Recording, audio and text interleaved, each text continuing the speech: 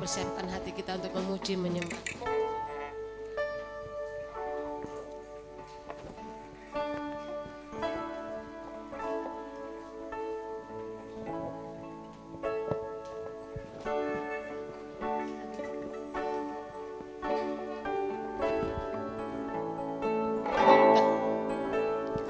Datang Roh Kudus, Kau ku rindu, dengan minyak yang baru uratiku, mengalir penuhiku, mengalir pulihkanku, kuasa-Mu mengubah hidupku. Datang Roh Kudus, saya undang untuk bangkit berdiri. Datang Roh Kudus, Kau ku rindu, dengan minyak yang baru uratiku,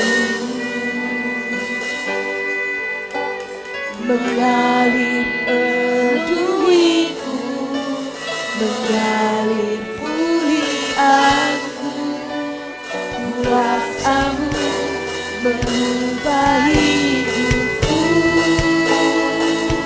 Satu yang ku rindu, bersekutu denganmu, bawaku lebih lagi tinggal di dalam-Mu, nikmati hadirat-Mu, jamahlah seluruh hidupku. Urapan-Mu mengubah hidupku.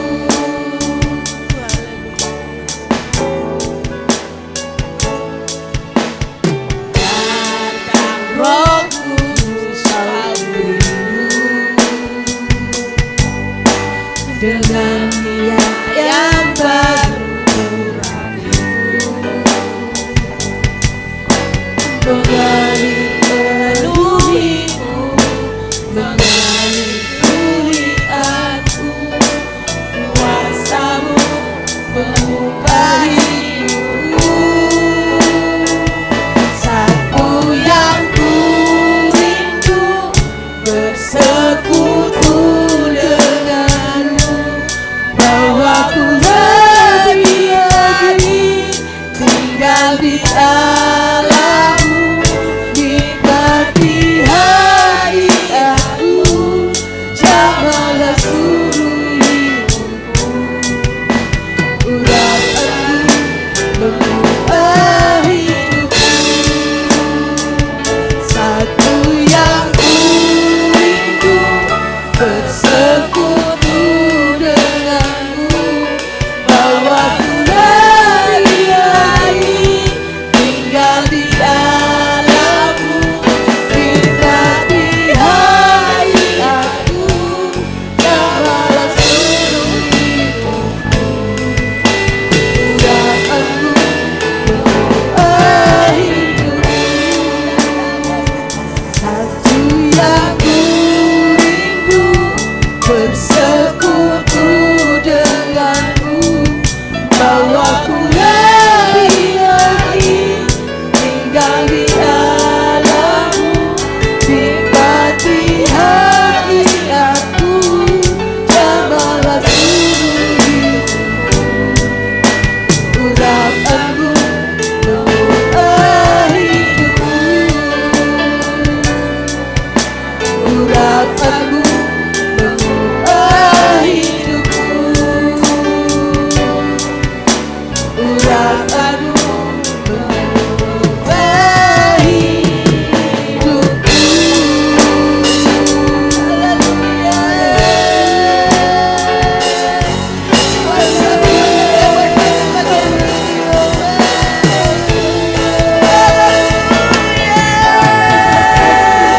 Yesus ku saja.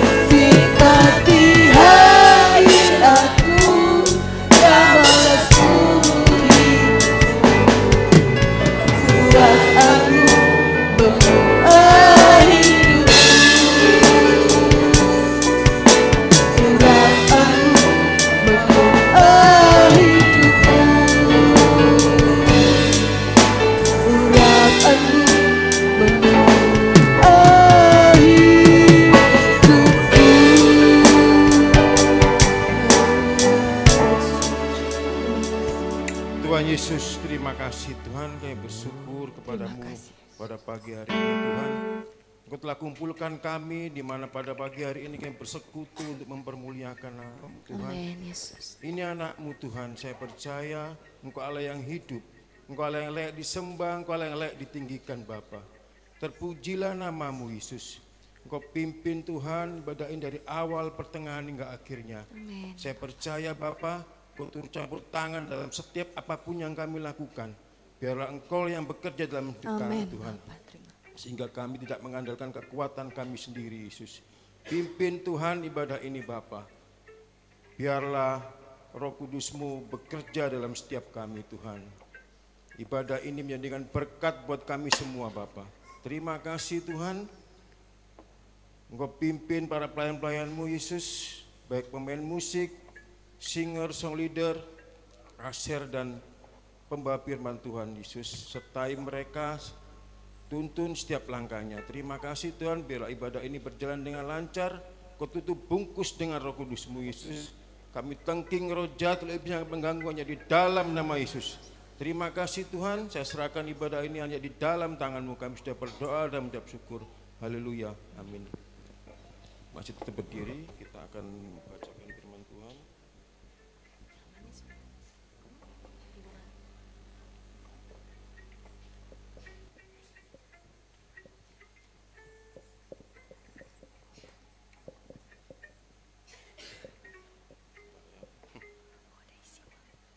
Kita baca di dalam Yeremia 29 ayat 11, demikian bunyi firman Tuhan. Sebab aku ini mengetahui rancangan-rancangan apa yang ada padaku mengenai kamu, demikianlah firman Tuhan, yaitu rancangan damai sejahtera dan bukan rancangan kecelakaan, untuk memberikan kepadamu hari depan yang penuh harapan. Amin. Terima kasih. Amin. Puji nama Tuhan. Rancangan Tuhan lebih indah dalam setiap kehidupan kita. Haleluya. Haleluya. Kita siap memuji memuliakan Tuhan. Haleluya. Amin. Mari kita semangatkan dengan sukacita.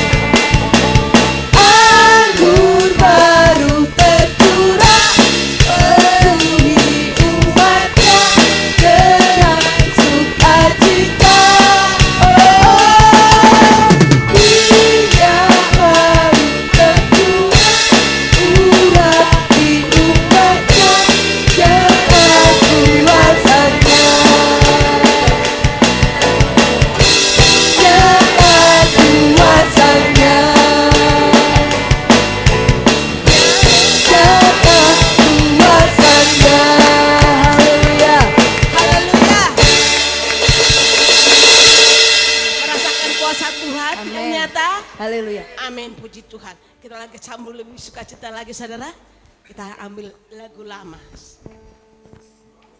Harus bisa.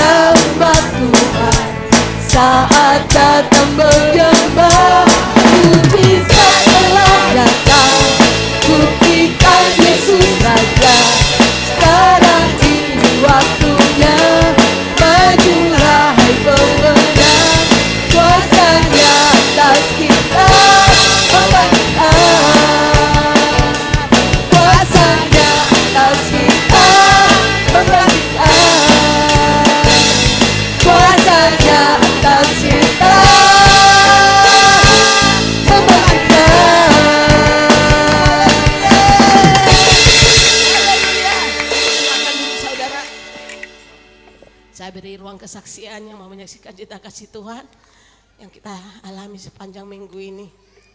Sambil menunggu kita angkat pujian, bukan kuat, bukan gagah. Haleluya.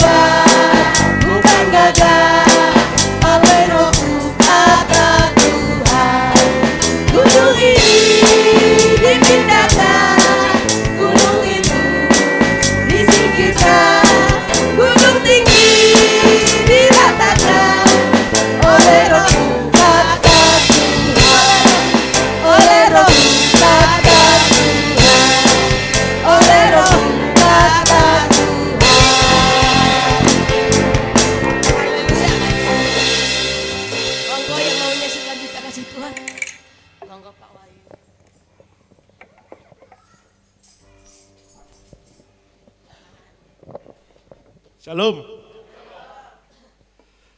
Puji nama Tuhan, atas kebaikan Tuhan kita bisa berkumpul di tempat ini. Dan puji nama Tuhan bahwa Tuhan itu baik.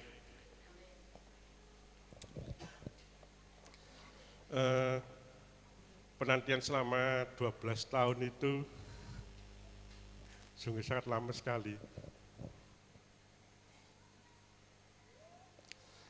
Tapi Tuhan itu sangat begitu mendengarkan doa-doa saya, bahwa Tuhan itu memberikan tepat pada waktunya. Ada firman mengatakan kalau wanita yang pendaran 12 tahun itu Tuhan pulihkan, demikian juga saya juga Tuhan jawab doa saya. Dan saya sangat bersyukur kalau doa saya juga terjawab, dan bahkan saya beriman kalau sebesar biji sawi aja bisa memindahkan gunung. Demikian iman kita juga bisa menjawab doa-doa apa yang kita inginkan selama ini.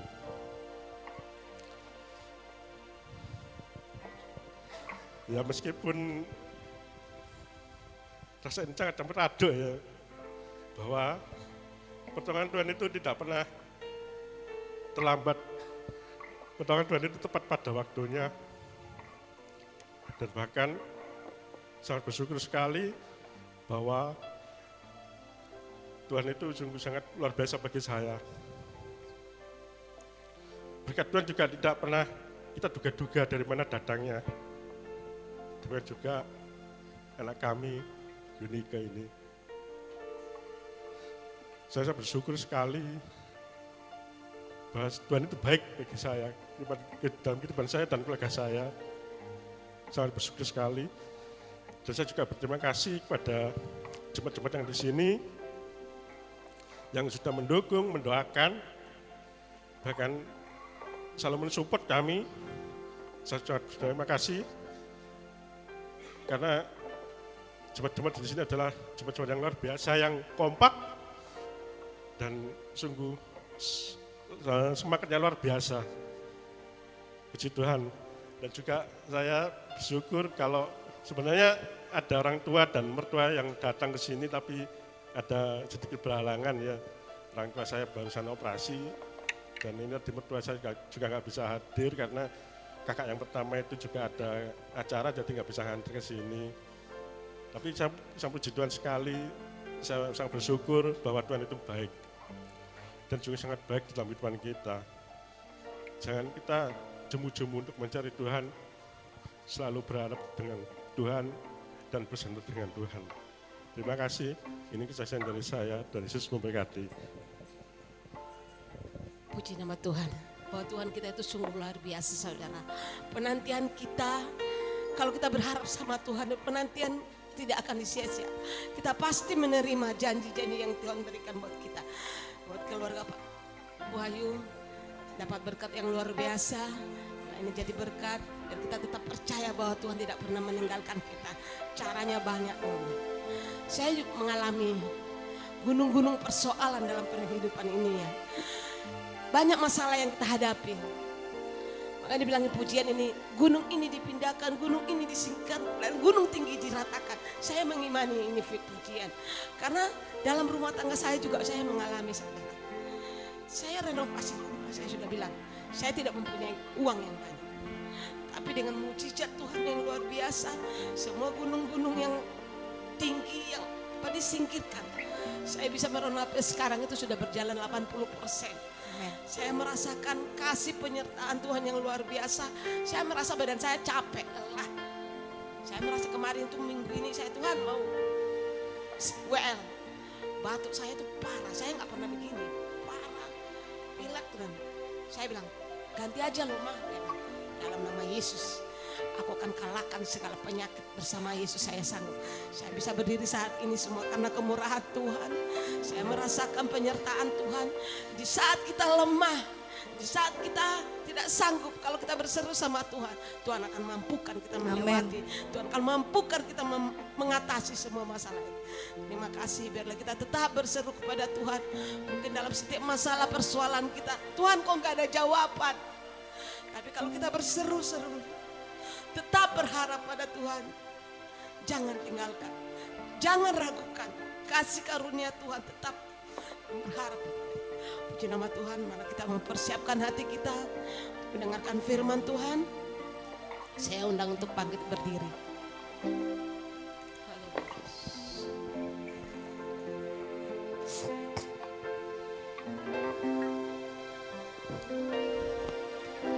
Berkaryalah Roh Kudus di sini. Berkaryalah dengan kuasa-Mu. Berkaryalah Roh Kudus di sini.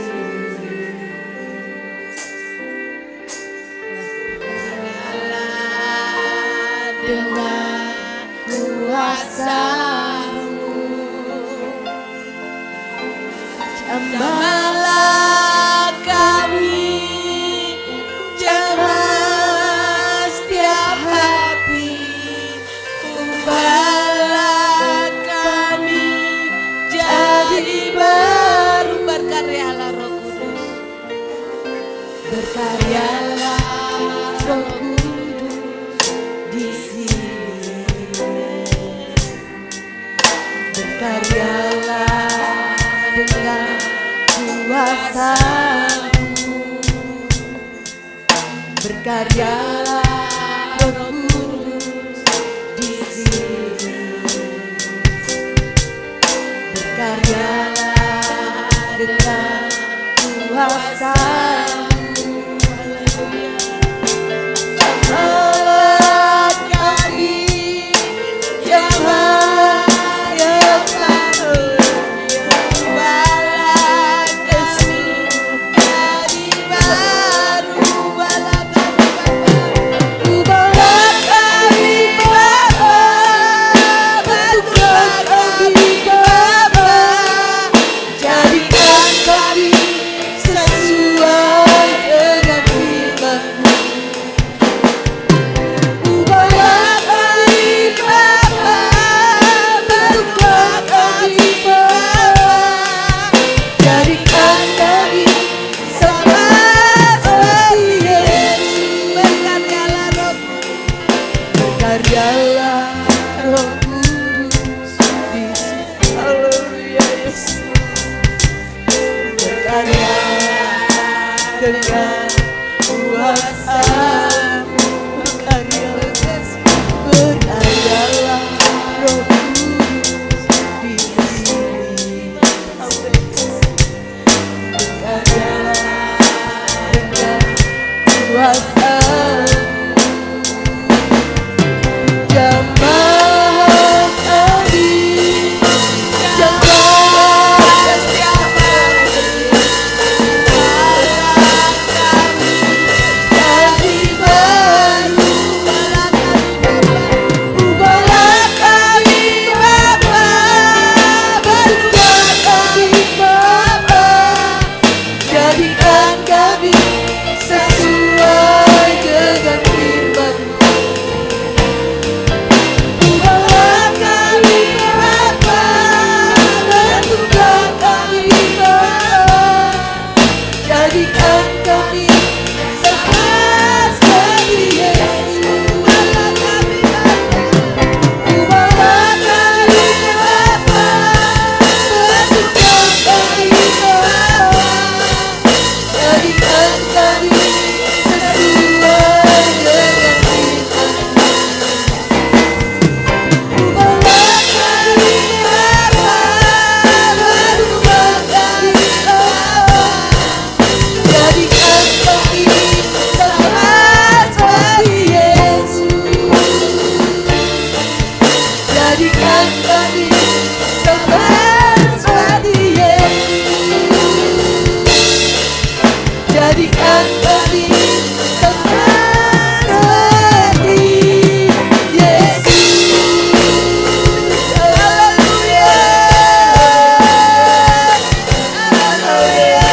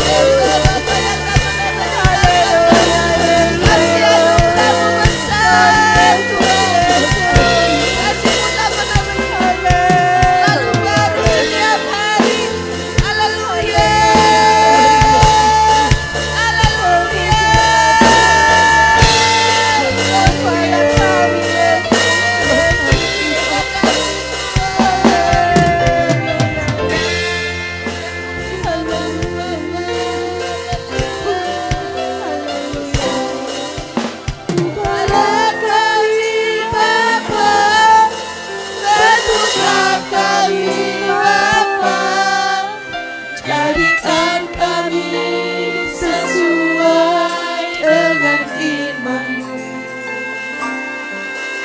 Bentuklah kami Bapa, bentuklah kami Bapa, jadikan kami seperti Yesus.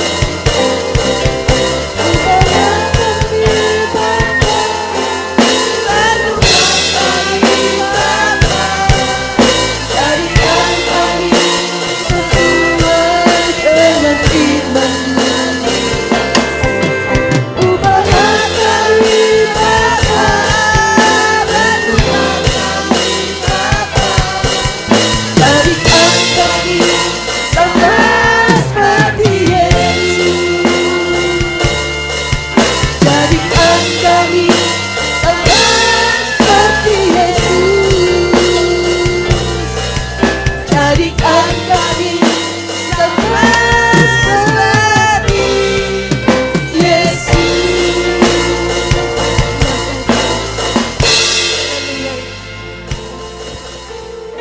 Haleluya Tuhan, haleluya Tuhan Yesus. Terima kasih Tuhan, sungguh biarlah Engkau ubahkan setiap hati kami pada siang hari ini Bapa, sesuai dengan kehendak-Mu Tuhan. Melalui firman-Mu Bapa, Engkau buka setiap mata hati kami Tuhan, sehingga kami mengerti Tuhan apa yang harus kami lakukan di dalam setiap kehidupan kami, supaya hidup kami semakin berkenan di hadapan-Mu ya Bapa. Terima kasih Tuhan Yesus, terima kasih. Kami serahkan Tuhan hamba-Mu yang akan menyampaikan kebenaran firman-Mu Bapa. Pakai beliau Tuhan, pakai beliau Bapa, dengan urapan-Mu Tuhan, kuasa-Mu, otoritas-Mu Tuhan nyata atas hamba-Mu Bapa. Dan biarlah hanya isi hati-Mu yang keluar Tuhan melalui hamba-Mu Bapa, menyampaikan sesuatu untuk memperbaiki setiap kehidupan kami Tuhan. Terima kasih Bapa, terima kasih Tuhan Yesus. Kami serahkan dari awal pertengahan hingga akhir di dalam penyampaian firman-Mu, hanya di dalam tangan kuasa-Mu. Di dalam nama Tuhan Yesus kami siap untuk menerima kebenaran firman Tuhan. Haleluya, amin.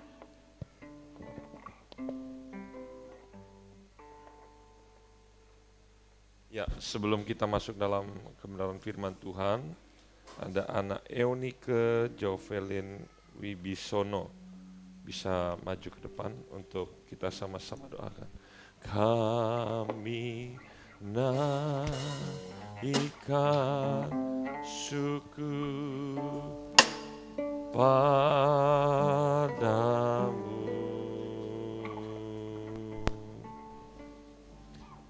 Kami naikkan syukur padamu.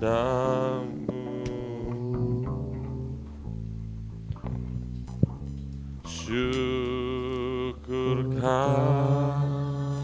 kasih-Mu yang mulia.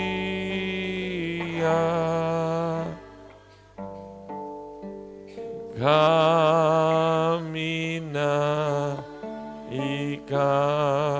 syukur padamu. Kau bisa cari kuncinya.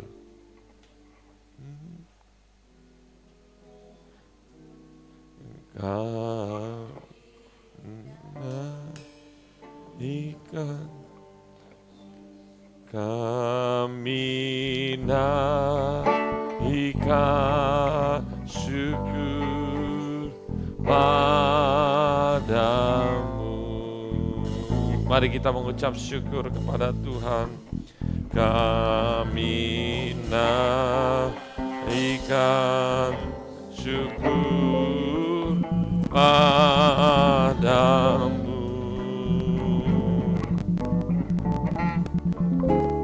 Syukurkan kasih-Mu yang mulia.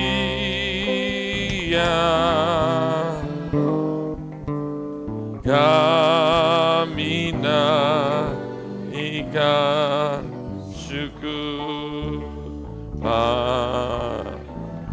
Saya akan bacakan firman Tuhan di dalam Markus 10 ayat 13. Lalu orang membawa anak-anak kecil kepada Yesus supaya ia menjamah mereka. Akan tetapi murid-muridnya memarahi orang-orang itu.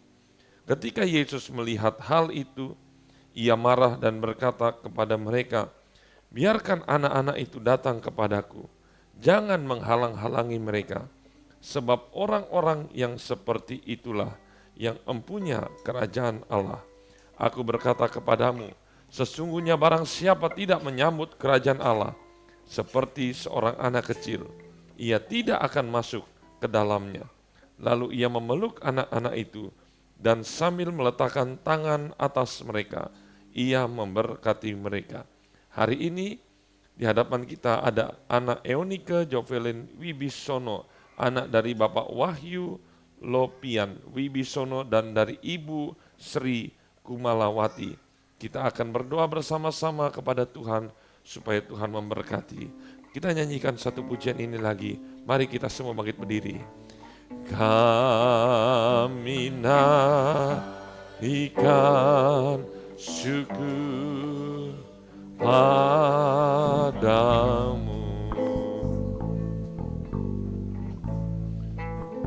Kami naikkan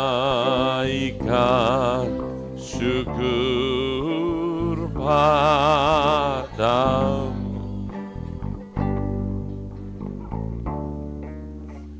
Syukurkan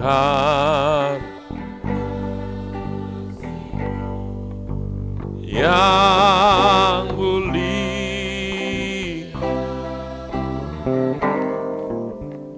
kami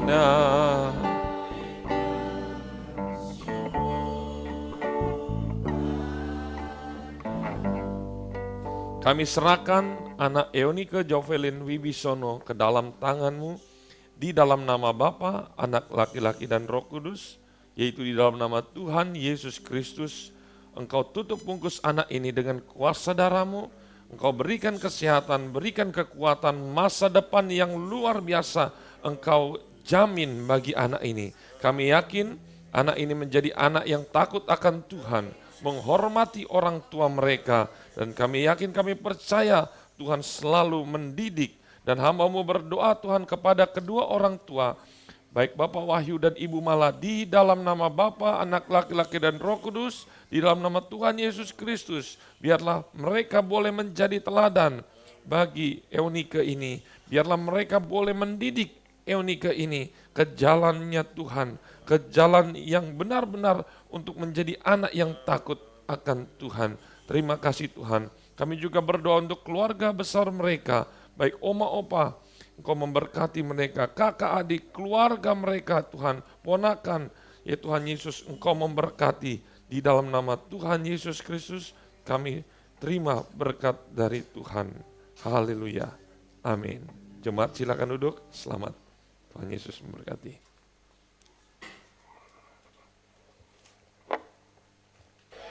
Hari ini saya akan memberikan tema di dalam firman Tuhan, yaitu kunci keberhasilan Daud. Ada 10 hal, sebenarnya ini sering kita baca tetapi kita hanya lewat lalu saja. Coba kita buka semua di dalam Mazmur 15 ayat yang pertama. Kunci keberhasilan Daud, dia katakan seperti ini. Mazmur 15 ayat yang pertama.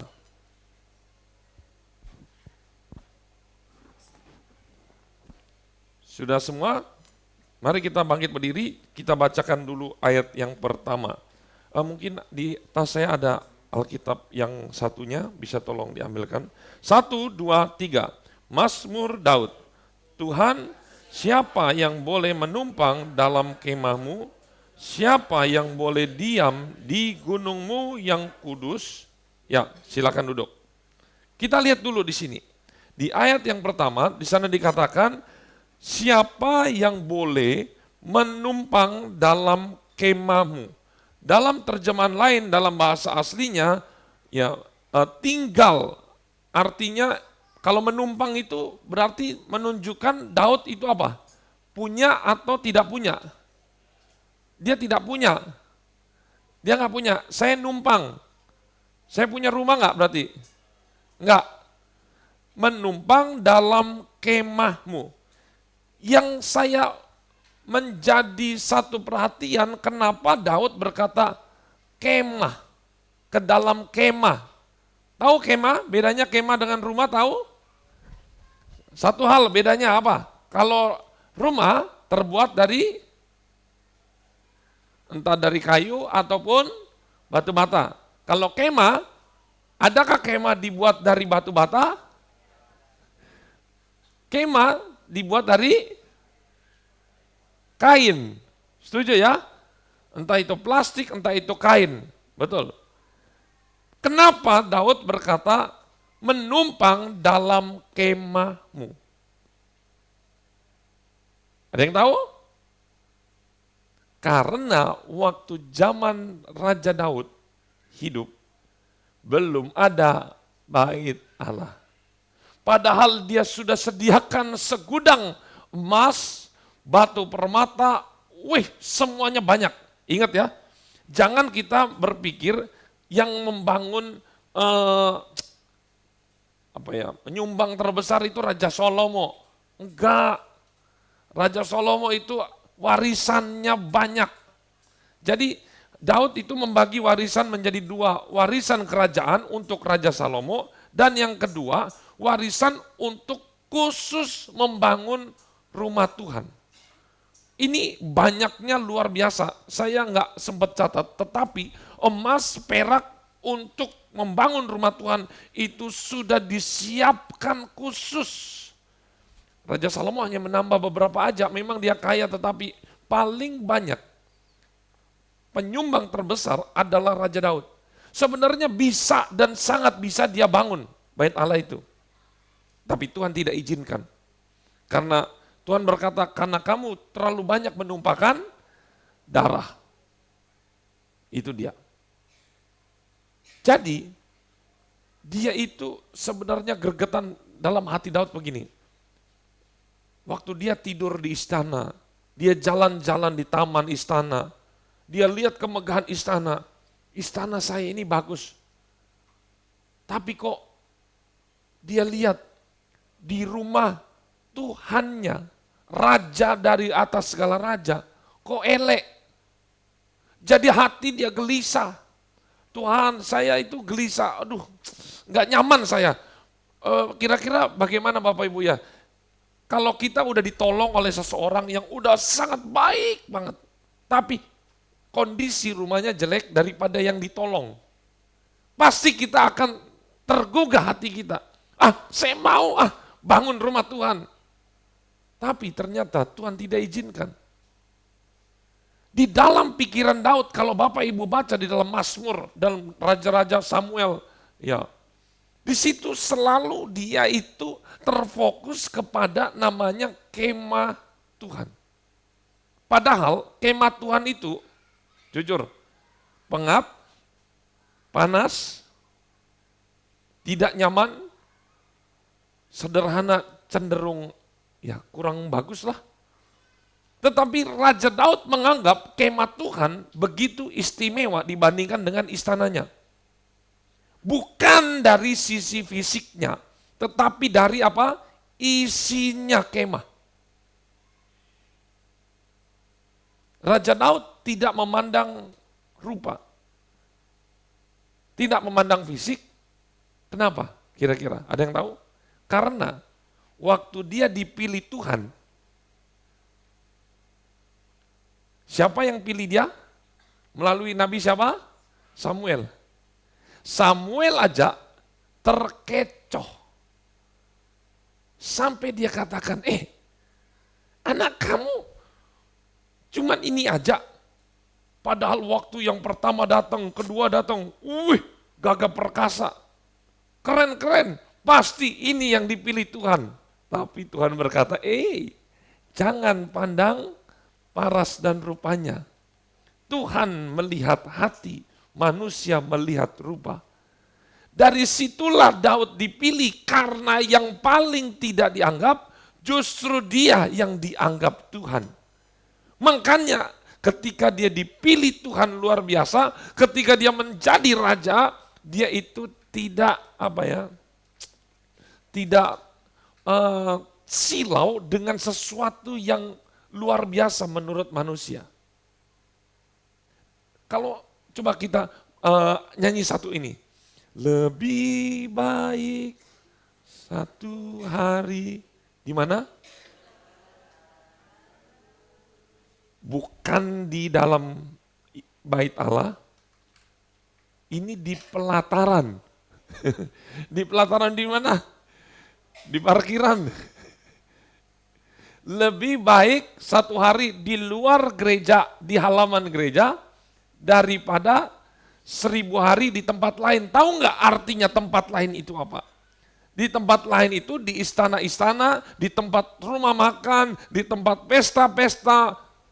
Itu jauh lebih baik di rumah Tuhan, bukan di dalamnya. Karena ingat, kalau ini ruang masuci, ini nggak boleh dimasuki hanya oleh imam. Ini ruang kudus. Ya, imam seringkali mengambil ada kaki dian, mesbah, korban roti itu. Kemudian baru di luar. Nah, Daud itu di bagian luar. Tetapi dia merasa senang sekali sampai dia nyanyikan lagu yang kita sering nyanyikan lebih baik satu hari. Dan ini bukan main-main, Bapak Ibu. Jadi saya ketika membaca ayat ini, kenapa seseorang begitu melekat, begitu tertarik kepada Tuhan? Ini yang akan kita bahas pada pagi hari ini. Ada rahasia yang sangat penting yang Daud ketahui, tetapi yang orang lain tidak banyak tahu.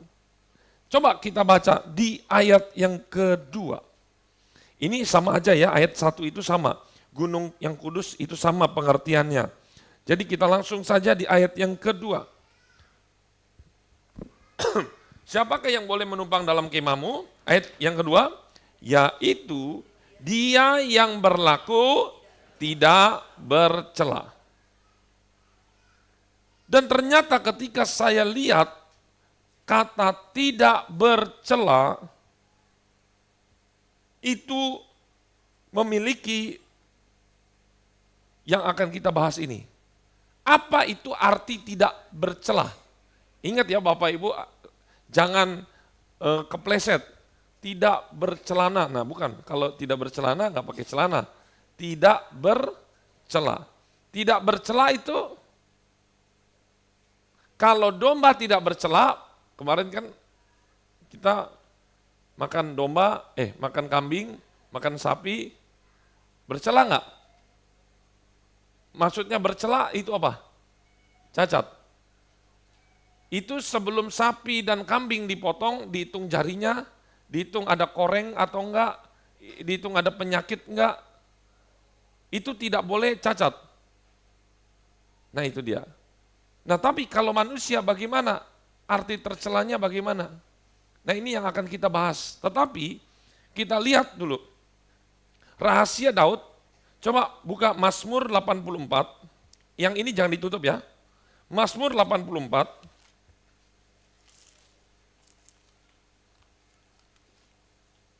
84 ayat yang ke-11. Sebab lebih baik satu hari di pelataranmu daripada 1000 hari di tempat lain. Ini saya mencocokkan dengan yang tadi. Lebih baik berdiri di ambang pintu rumah Allahku daripada diam di kemah-kemah orang fasik. Nah, lihat ayat 12. Sebab Tuhan adalah matahari dan perisai, kasih dan kemuliaan ia berikan, ia tidak menahan kebaikan dari orang yang hidup tidak bercela. Ketemu ini. Cocok nih. Ada kata hidupnya tidak bercela. Ternyata kalau kita lihat di sini, Tuhan itu seperti gambaran apa? Matahari itu apa? Sumber energi. Bayangin kalau manusia dalam berapa hari itu tidak muncul matahari. Atau dalam berapa bulan itu mataharinya tidak ada. Wah ini kacau. saya yakin kacau. Karena matahari itu sumber energi, kekuatan. Bumi tanpa matahari gak bisa. Jadi artinya apa? Tuhan itu satu-satunya sumber kekuatan Daud. Dan yang kedua, di dalam terjemahan yang TB2 ini, kalau di sini kan dikatakan 84 ayat 11. Kasih dan kemuliaan. Kalau dalam terjemahan baru, di sana dikatakan apa? Kemurahan dan kemuliaan. Tuh lihat. Ada kata, ini lebih bagus terjemahan ini, saya lebih suka ini. Kemurahan dan kemuliaan ia berikan. Bahkan yang lebih saya suka lagi, ini dia. Ia atau Allah, IHWH, tidak menahan kebaikan. Waduh. Tidak ditahan. Artinya gerbang berkat itu dibuka tanpa ditutup sedikit pun. Bahkan Raja Daud sampai berkata begini, waktu di mau akhir hidupnya, Tuhan kasih tahu, nanti anakmu yang akan begini, ini begini. Dia kasih tahu visi ke depan. Raja Daud sampai heran-heran, Tuhan siapakah saya? Semuanya engkau kasih, sampai yang belum terjadi pun engkau berikan kepada saya. Saya mau katakan, Allah begitu kalau dikatakan bucin. Allah bucin ini sama satu Raja Daud. Bahkan kemurahan dan kesetiaan Allah itu dinyatakan sampai hari ini. Karena hari ini cuman satu-satunya raja yang masih dipelihara, kuburannya masih ada. Semua raja-raja Israel saya nggak pernah lihat. Cuman satu Raja Daud yang masih ada sampai hari ini. Terbukti kemurahan Tuhan, kemuliaan Tuhan, ia berikan dan dia tidak menahan kebaikan. Dia tidak menahan berkat. Bagi siapa? Orang yang hidupnya tidak bercela. Hari ini, mari kita balik lagi di Mazmur 15 ayat 1. Apakah itu ya orang yang tercela? Di ayat yang kedua.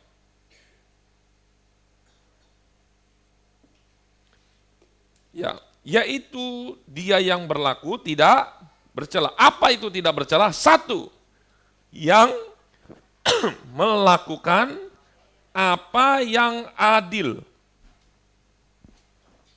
Kalau kita lihat ada kata adil, adil ini ada banyak jenis. Jangan kita adil, adil sama orang lain. Bukan dulu. Yang terutama ketika kita sebelum mengadili orang lain, kita adili dulu diri sendiri.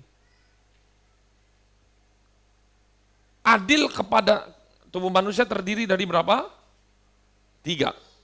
Tubuh, jiwa, roh. Nah, kita harus adil kepada 3 bagian ini. Kita harus adil kepada tubuh. Caranya adil kepada tubuh bagaimana? Kita beri makan. Makan yang sehat, olahraga, tidur yang cukup, itu kan? Itu. Tapi banyak orang yang hidupnya hanya memperhatikan tubuh. Tapi jiwanya dia tidak pedulikan, apalagi rohaninya. Ini namanya nggak adil. Orang yang sehat adalah orang yang menjalankan 3 aspek ini. Ada orang yang penting meditasi. Ini jiwa nih. Biasanya kayak bersemedi gitu. Orang-orang filsuf, dia yang penting. Karena perasaan ini ada dibagi 3 lagi. Pikiran, perasaan, dan kehendak. Dia pikirannya, perasaannya difokuskan kepada sesuatu. Sukanya belajar, filsafat dan segala macam. Orang pemikir, dia suka belajar dan segala macam, tapi dia tidak mempedulikan, lupa makan, lupa tidur, apalagi bagian rohnya, lupa berdoa, lupa baca Alkitab. Ada juga yang ketiga, saya temui orang yang ketiga,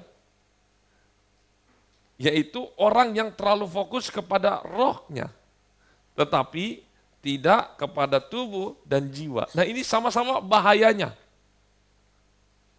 Contohnya, ibadahnya rajin, pelayanannya rajin, apa semuanya rajin, tetapi tidak memperhatikan kesehatannya, nggak memperhatikan tubuhnya, nggak memperhatikan jiwanya. Ingat, 3 hal ini tidak boleh kita berat sebelah. Harus adil kepada diri sendiri dulu. Kira-kira kalau saya tanya, Bapak Ibu, Saudara-saudari, adil nggak sama diri kita? Karena kalau saya perhatikan, biasanya orang-orang itu hidup hanya memperhatikan maksimal itu 2. Ada orang yang memperhatikan jiwa dan tubuh, tidak memperhatikan roh. Ada yang memperhatikan roh dan jiwa, tidak memperhatikan tubuh. Selalu ada kurangnya. Ketika ada kurangnya, ini menjadi hidupnya tidak sehat. Jadi kita pikir-pikir tuh. Jangan berpikir, wah doa, puasa cukup. Tapi makan apa aja dihajar terus. Nggak boleh juga begitu. Banyak hamba Tuhan sudah ring, berapa? 5, 6, salib-saliban. Karena terlalu memfokuskan ke rohani, ke jiwa.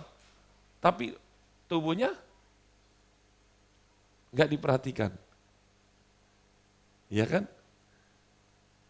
Sama orang yang tidak percaya Tuhan, tubuhnya diperhatikan, jiwanya diperhatikan, rohnya enggak.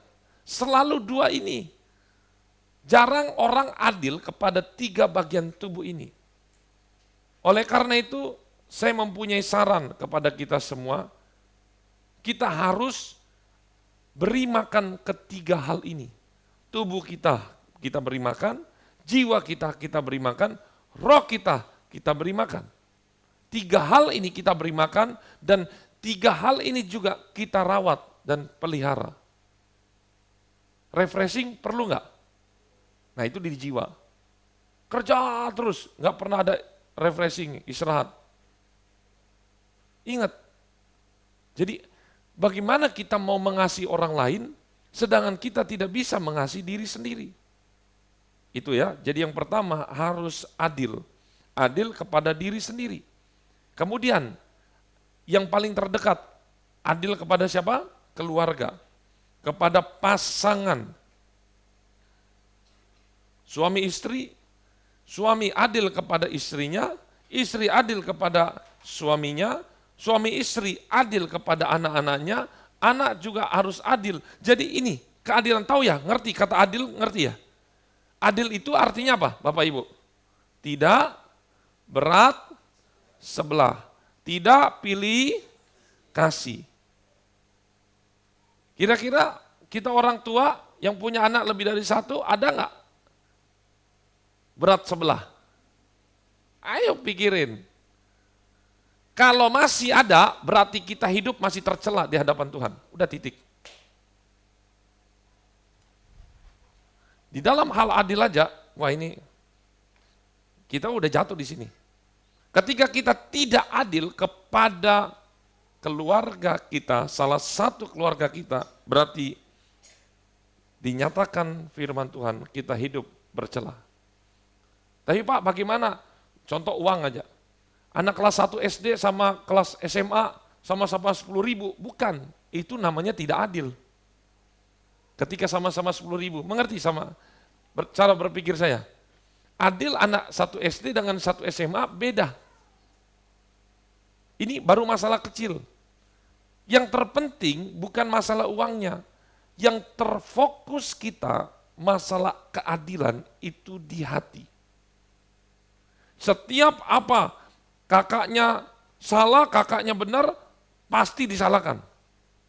Karena kita selalu, kan ini kan masih kecil, kan ini kan masih kecil, Nanti itu terus dipelihara sampai besar, kita belain yang kecil, yang kecil, yang kecil. Yang besar ini jadi orang, yang ini jadi bunuh orang tua. Banyak saya ketemu kasus begini. Terlalu dimanjain, dibela, kakaknya jadi orang, yang ini tidak jadi apa-apa. Malah dia gerogotin orang tua, dia bunuh orang tua itu secara perlahan, kesehatannya. Ketika saya ngomongin ini, sudah ada tergambar siapa saja. Saya katakan hati-hati. Ketika kita terlalu memanjakan, tidak adil kepada seseorang, akibatnya fatal. Terus, tadi kan keluarga besar tuh, keluarga kecil. Kemudian keluarga besar, kemarin setiap saya menikah, selalu saya bilang begini. Ini terkhusus untuk Bapak Ibu juga, yang ada di tempat ini. Jadi begini, yang belum menikah juga. Ketika kita menikah, suami istri, yang tadinya itu skala prioritasnya adalah yang mempelai wanita, skala prioritasnya adalah orang tua, mempelai pria, skala prioritasnya adalah orang tua, tetapi ketika sudah menikah, saya selalu wanti-wanti. Karena di Alkitab dikatakan, maka mereka akan meninggalkan. Meninggalkan itu bukan meninggalkan hanya sekedar meninggalkan rumah. Ada banyak yang tinggal satu rumah, tetapi bukan itu maksud saya. Karena kalau kita lihat di dalam Alkitab, tidak menunjukkan kepada meninggalkan lokasi. Tetapi yang arti meninggalkan ini adalah meninggalkan sifat-sifat kanak-kanak. Meninggalkan warisan dan budaya atau tradisi dari orang tuanya. Loh Pak, berarti kita harus meninggalkan semua warisan budaya. Nanti dulu. Contoh seperti ini. Simpelnya. Biasanya dalam yang mempelai wanita, yang masak ini adalah bagian, dia lihat yang masak ibunya. Yang mempelai pria, yang masak adalah bapaknya. Sampai sini nangkep nggak? Nangkep? Ketika menikah, suami berkata, yang masak bapak, yang ini masak ibu. Kemudian ketika menikah bagaimana? Kamu yang masak, yang sebelah kamu yang masak. Karena prinsip saya, ibu harus masak. Prinsip sana, bapaknya harus masak. Ayo bagaimana? Bertengkar nggak? Bertengkar nggak? Apalagi yang cewek, yang anak cowoknya anak mami, yang ceweknya anak papi. Ketemu menikah, gegeran terus ini. Karena yang selalu, kalau dalam pernikahan itu kan kalau suami istri ada selalu yang diandalkan. Ini terus diandalkan, yang satu diandalkan suami, yang ini diandalkan istri. Ibunya, yang ini bapaknya. Ketika menikah, mereka saling berharap, ketemu sama-sama, wah hancur ini. Jadi saya katakan tinggalkan konsep cara berpikir yang lama dan buatlah yang baru. Ini namanya menjadi satu itu. Jadi kalau misalnya kalau pria itu dia bawa warna merah, wanita bawa warna biru, jangan ketika menikah biru dan merah tetap ada. Arti dari menjadi satu adalah merah dan biru menjadi satu. Akhirnya melahirkan warna yang baru. Menjadi warna apa? Ungu. Harus warna ungu. Tidak lagi kelihatan merah, tidak lagi kelihatan biru. Dan skala prioritasnya itu sudah langsung berubah. Suami prioritasnya tadinya orang tua, istri prioritas orang tua. Ketika sudah menikah, menyatakan janji nikah, langsung skala prioritasnya suami prioritas istri, istri prioritas suami. Baru habis itu anak-anak, baru habis itu orang tua dan mertua. Kalau melanggar prinsip ini, saya jamin kacau keluarganya. Serius. Saya dengar, dia masih, maksudnya dia sayang banget sama orang tuanya apa, dia kirim diam-diam uang Ini pernah terjadi? Akhirnya ketahuanlah sama suaminya. Kenapa kamu nggak bilang-bilang? Tapi saya harus taat. Tapi kamu nggak bilang. Masalah muter-muter di sini aja. Karena sudah melanggar hal-hal ini. Makanya yang belum menikah, jangan menikah kalau belum tahu prinsip ini. Karena menikah itu penuh banyak masalah. Ketika sudah mengambil keputusan menikah, siap-siap. Bukan berarti, oh Pak berarti kita harus lupakan orang tua. Enggak, hormat kepada orang tua tetap ada dan sampai selama-lamanya. Tetapi menjadi skala prioritas adalah pasangan kita. Amin. Jangan ketika sudah menikah, orang tua saya diatur sini. No, nggak bisa. Oh mertua saya, no, nggak bisa. Yang menjadi prioritas adalah pasangannya, baru kemudian anak-anaknya, baru kemudian orang tua. Ini dia, adil kepada keluarga. Kemudian berikutnya, adil di tempat pekerjaan, adil di masyarakat, adil di sekolah. Kira-kira kita sudah menerapkan ini belum? Ini baru masalah adil aja. Tetapi Daud itu diakui Tuhan bahwa orang yang tidak bercela adalah orang yang melakukan apa yang adil.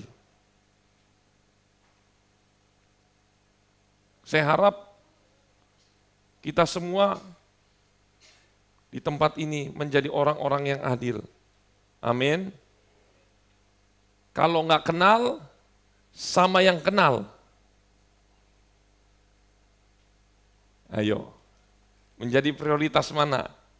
Yang kenal. Wiki, koncoku, sini. Wiki nggak kenal. Sana, nanti belakangan aja. Berarti kita sudah hidup tidak adil. Kalau tidak adil,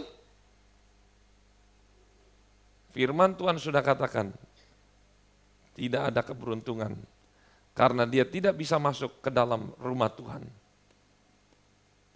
Yang kedua, baru adil aja udah sesulit ini ya. Saya baca ayat ini, waduh, susahnya. Ya. Bagi kita manusia itu memang susah, tetapi bagi Tuhan, Tuhan akan mampukan kita, tidak ada yang mustahil, amin.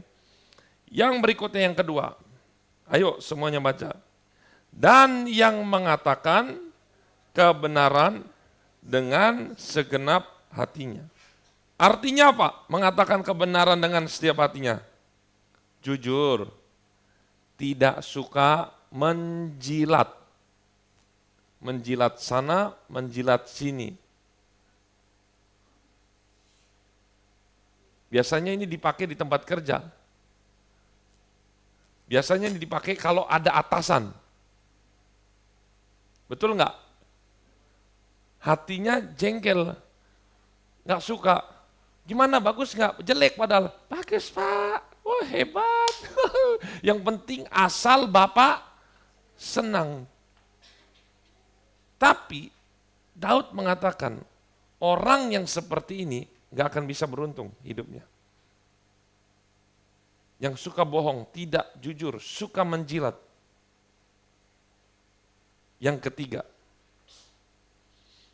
berat ya, yang tidak menyebarkan fitnah dengan lidahnya. Ditambah lagi, karena zaman dulu belum ada handphone.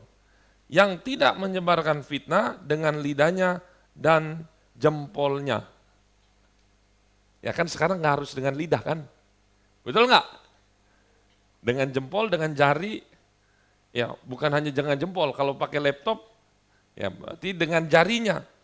Artinya apa ini? Yang tidak menyebarkan fitnah dengan lidahnya. Tidak suka gosip, tidak suka gibahin orang. Bicara sesuai fak. Ingat ya, kita bukan berarti kalau misalnya kita cerita, oh orang itu begini-begini. Kalau sesuai fakta, silakan. Tetapi yang menjadi salah kalau itu disebarluaskan tanpa disebarluaskan dengan tujuan jahat. Itu nggak boleh. Kalau ada yang cerita ke saya, lapor om, itu baik. Tetapi kalau ada tujuan jahat, itu tuh udah nyakitin saya, saya sebarin sana sini. Nah, itu ada tujuan, ada udang di balik batu, itu udah nggak bisa. Tapi kalau kita dengar itu dan kita ceritakan, kita doakan, itu bagus malah.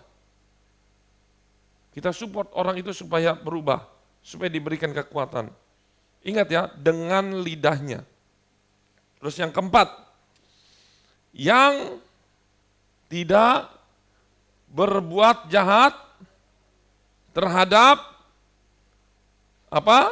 temannya. Lanjut.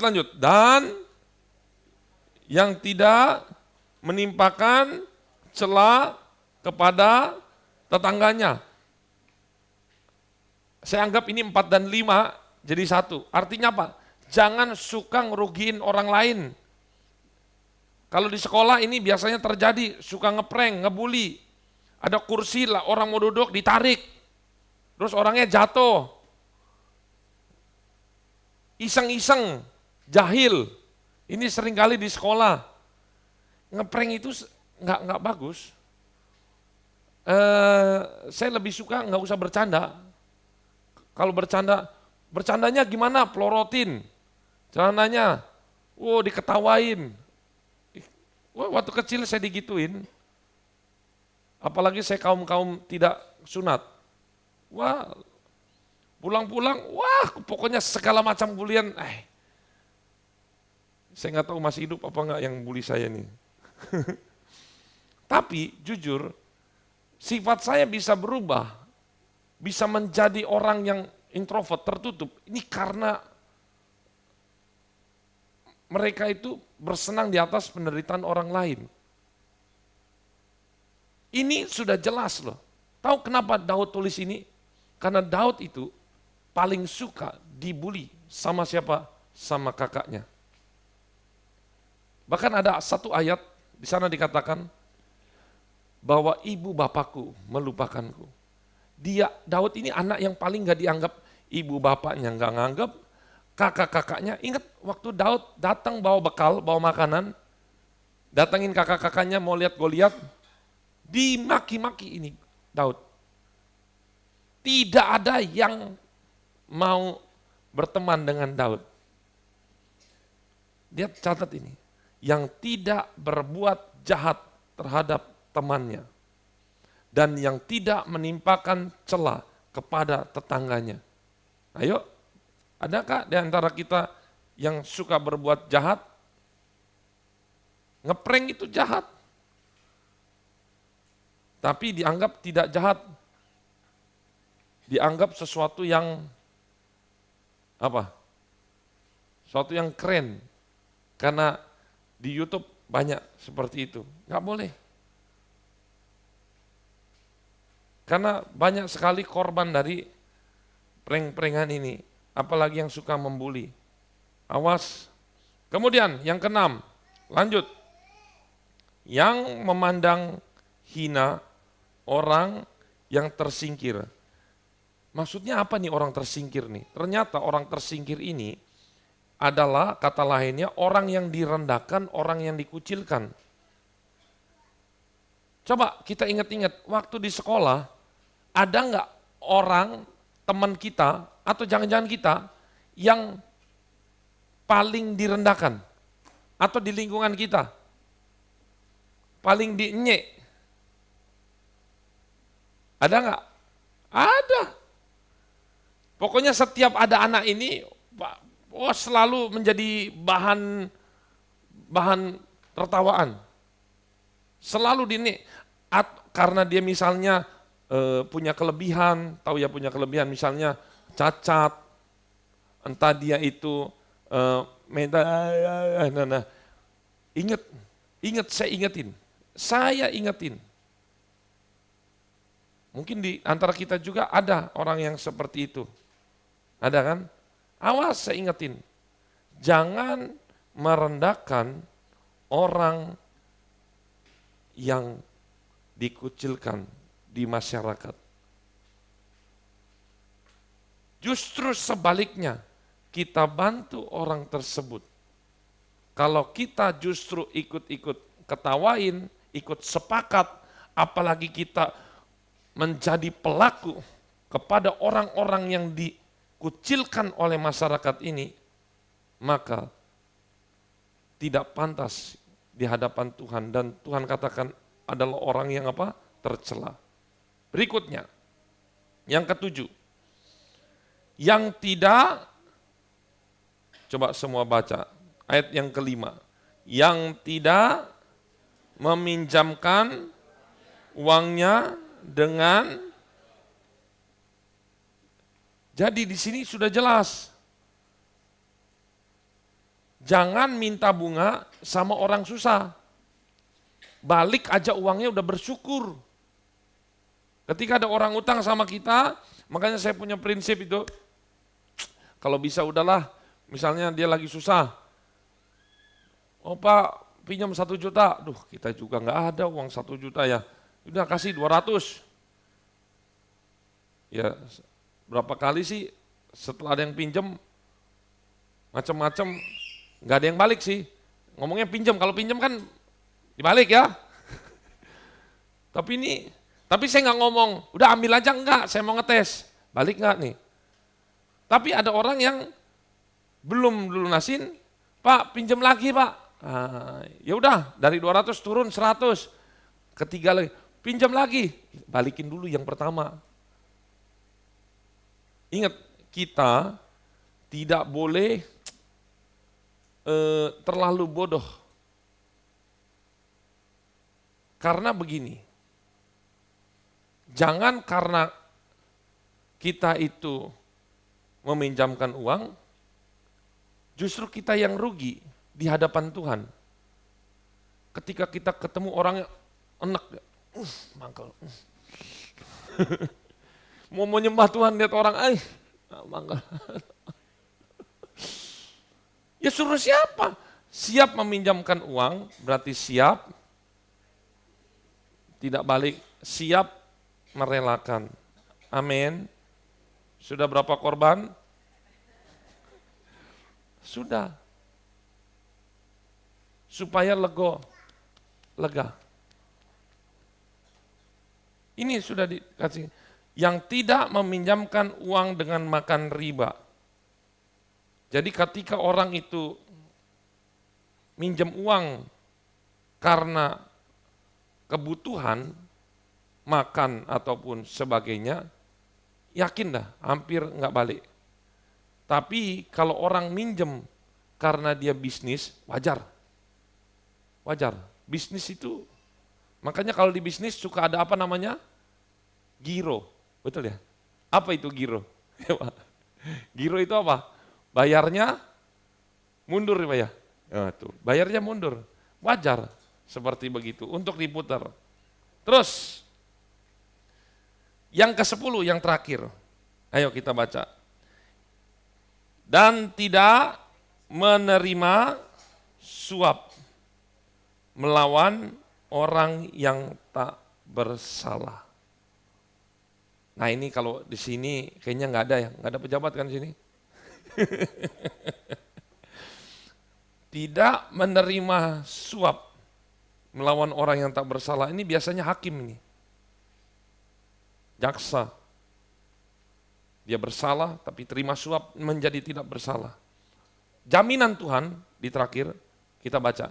Siapa yang berlaku demikian tidak akan goyah selamanya. Bahkan di dalam Mazmur 84 itu dikatakan Tuhan adalah matahari, kemuliaan, kemurahan ia berikan, bahkan ia tidak menahan kebaikan kepada orang yang hidupnya tidak tercela. Ada 10 kriteria orang tidak tercela. Baik-baik kita pelihara dan praktekkan di rumah. Amin. Susah? Sama, susah juga buat saya.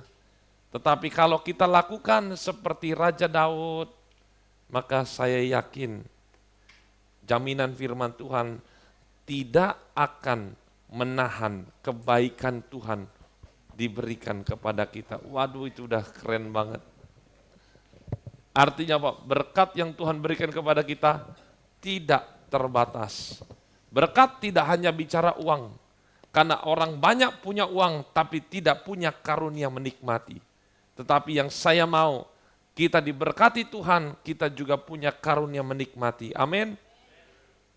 Dan berkat kesehatan, berkat kekuatan, berkat umur panjang, semuanya Tuhan berikan untuk kita. Kepada orang-orang yang hidupnya tidak bercela. Mari kita semua masuk di dalam doa. Kita nyanyikan lagu yang terakhir tadi.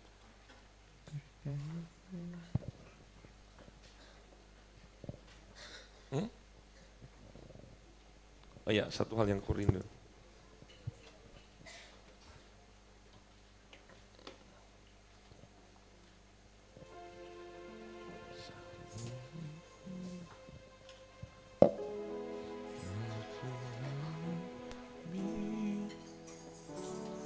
Di.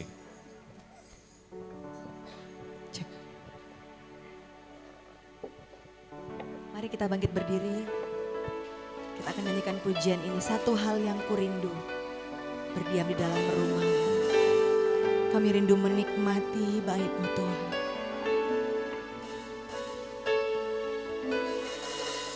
Satu hal yang kurindu, berdiam di dalam rumah-Mu. Satu hal yang kupinta, menikmati bait-Mu Tuhan. Katakan ini yang kami rindukan, Yesus. Satu hal yang kurindu, berdiam di dalam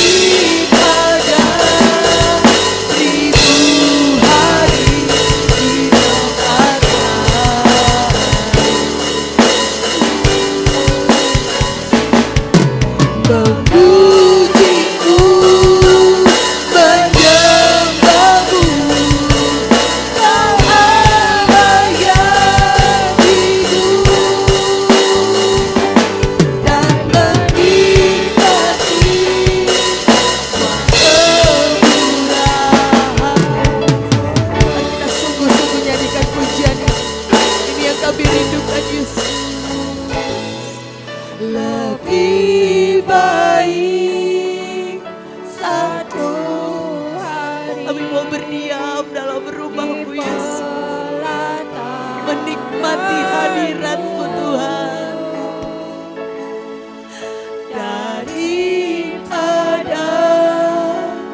1000 hari di tempat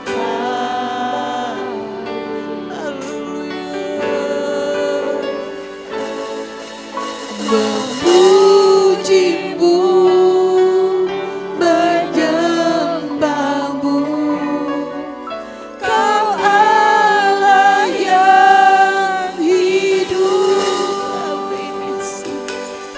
dan menikmati semua kemurahan-Mu.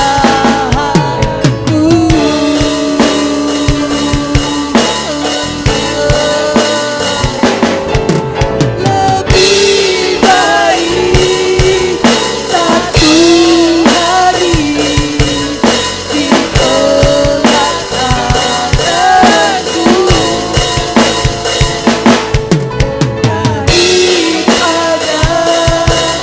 1000 hari di tempat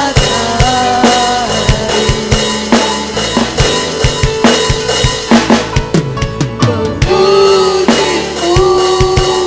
menyembah-Mu, Kau Allah yang hidup,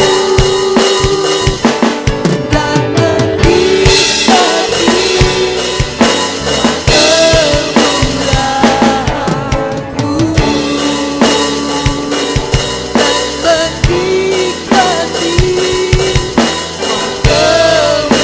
kemurahan-Mu, dan menikmati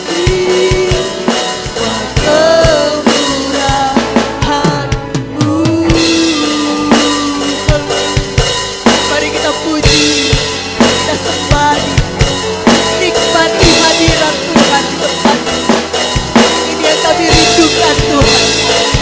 Ini yang kami rindukan, menikmati baik-Mu, menikmati kasih-Mu, menikmati kemurahan-Mu Tuhan.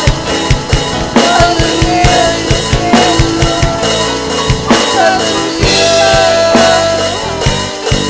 Berikan kami hati yang selalu rindu, hati yang mau melekat selalu kepadamu Yesus. Haleluya, Engkau baik Tuhan, besar kasih kemurahan-Mu.